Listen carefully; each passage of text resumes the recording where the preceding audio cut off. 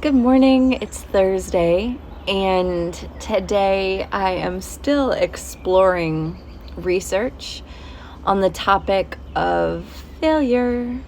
Yeah, a big scary term that we have so much stuff attached to.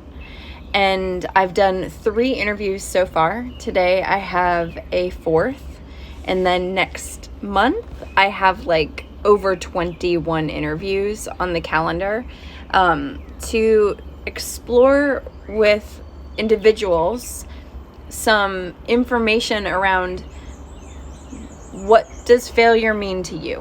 What exactly do you do after a failure?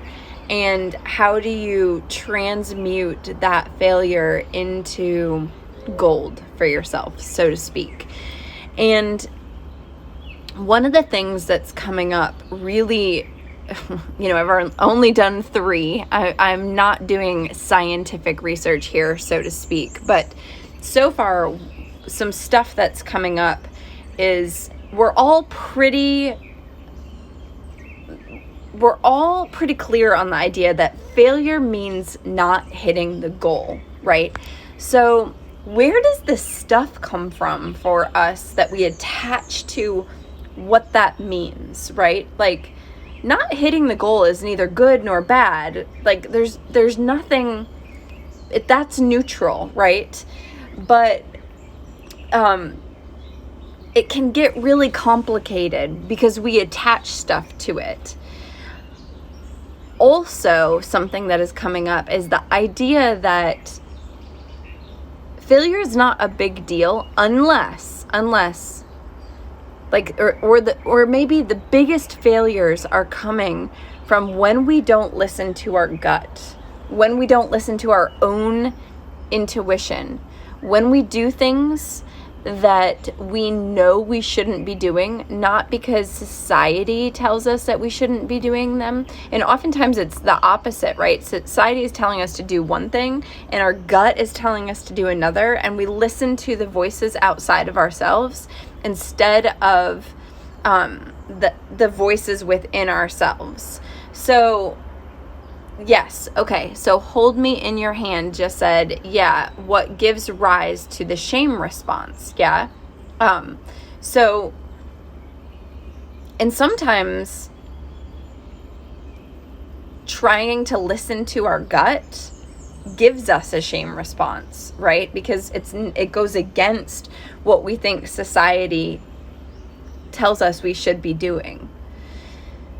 Another thing that came up is the idea of are we failing when we hurt someone else's feelings? And I'm not talking about intentionally hurting someone else's feelings, like that vindictive, I know this is wrong feeling, but when we're ending a relationship or something like that, that failure, I just like to put a pin in this. We are each responsible for our own experience. I think that when we are all living with integrity from our internal compass, yes, it has consequences, but each human is responsible for their own experience and their own feelings. And I think that's really important. So is it failure to hurt someone else's feelings? If you're being true to yourself on your path, is that failure? I don't know that I think it is.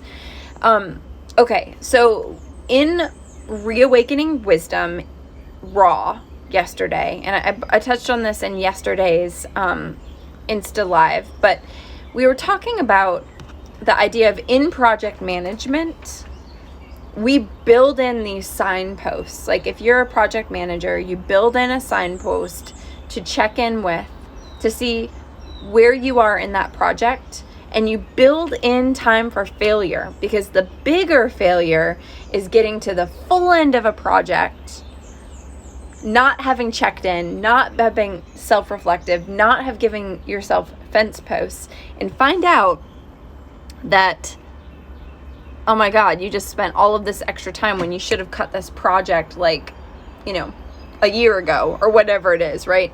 That's the bigger failure. And so when you recognize that failure is a part of the process, you can plan for it, and then you can leverage that to help you get to where you want to go more quickly. So I think that that's a really important thing. It's like, how can we build in time for failure in our lives, build in time for failure in our projects, and what projects, what parts of life is it important to build in time for failure for? Okay, and I want to go back to this idea of what do we do when we fail, when we've done something that we've failed around. So a theme that's coming up with the 3 people that I've already spoken to is this idea of pausing, removing yourself from the situation to lick your wounds and grieve, feeling the feelings, grieve, feel anger, do whatever you need to do, but feel it, pausing to feel it, so important. Don't just go rush into the next thing. And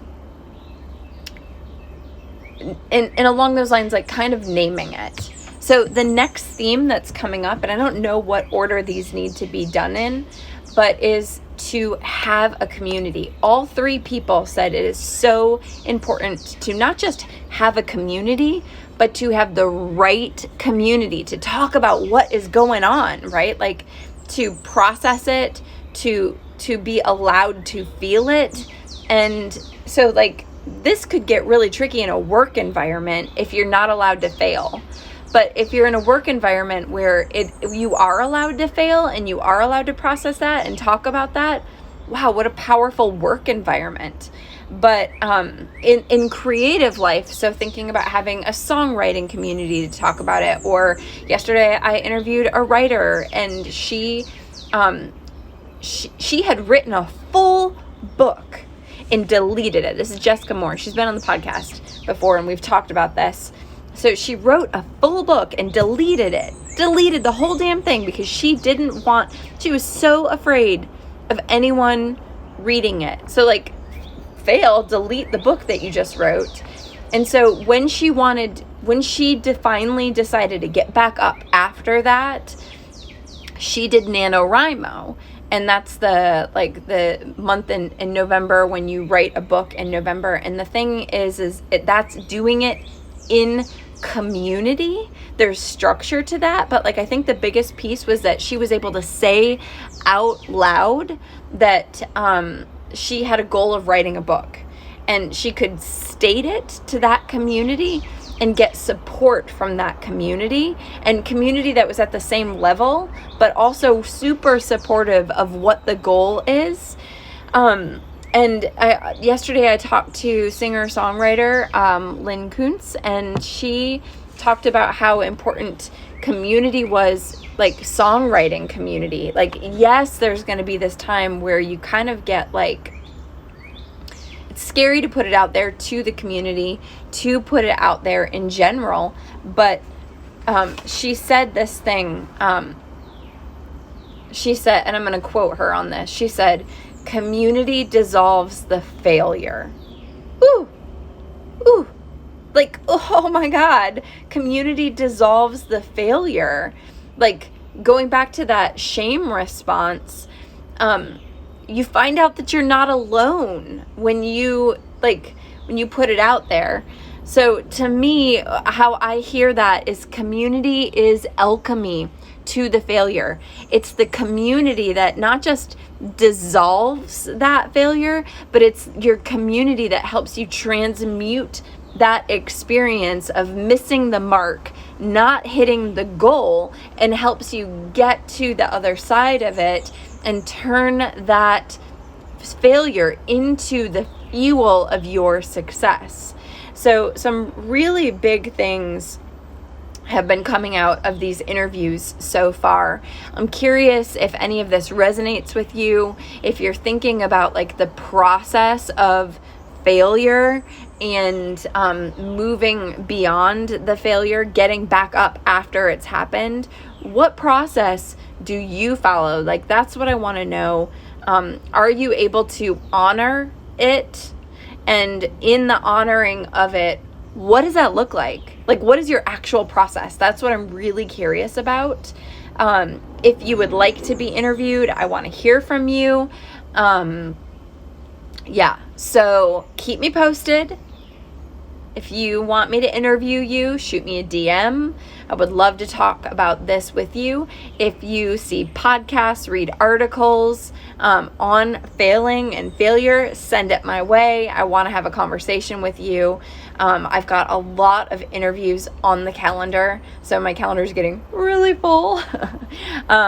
If you need coaching around this, how to get back up after a failure, if you are looking on how to move through fear of failure to do something, we might need to talk. So you can schedule a discovery call with me. I would love to go deeper with you on this. And yeah, let's chat. Thanks so much for following along. I hope you're having a fantastic day, and you'll be hearing from me again soon, I'm sure. Bye-bye.